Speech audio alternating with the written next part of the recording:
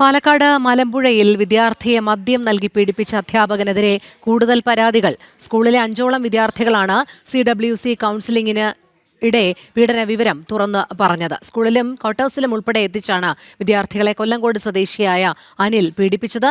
അനിലിന്റെ mobile ഫോണിൽ നിന്നും കുട്ടികളുടെ അശ്ലീല ദൃശ്യങ്ങളും പോലീസ് കണ്ടെത്തിയിട്ടുണ്ട്.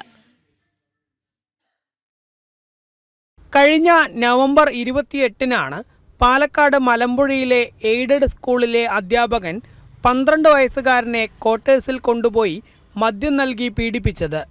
സഹപാഠിയോട് വിദ്യാർത്ഥി വിവരം പറഞ്ഞതോടെ വിഷയം പുറത്താവുകയും അധ്യാപകൻ കൊല്ലങ്കോട് സ്വദേശി അനിലിനെ പോലീസ് അറസ്റ്റ് ചെയ്യുകയും ചെയ്തു.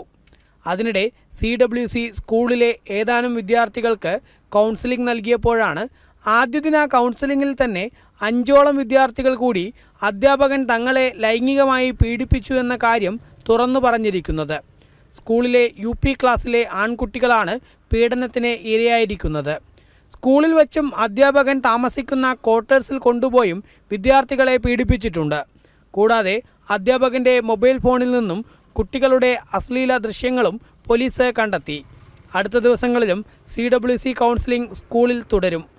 കൂടുതൽ കുട്ടികൾ അധ്യാപകനെതിരെ മൊഴി നൽകാനുള്ള സാധ്യതയുണ്ട്. നിലവിൽ 5 വിദ്യാർത്ഥികളുടെ കൂടി പരാതിയിൽ മലമ്പുഴ പോലീസ് അധ്യാപകനെതിരെ കേസെടുത്തു. കൂടാതെ അധ്യാപകന്റെ മൊബൈൽ ഫോണ് ശാസ്ത്രീയ പരിശോധനയ്ക്കും അയച്ചിട്ടുണ്ട്. ജനം, പാലക്കാട്.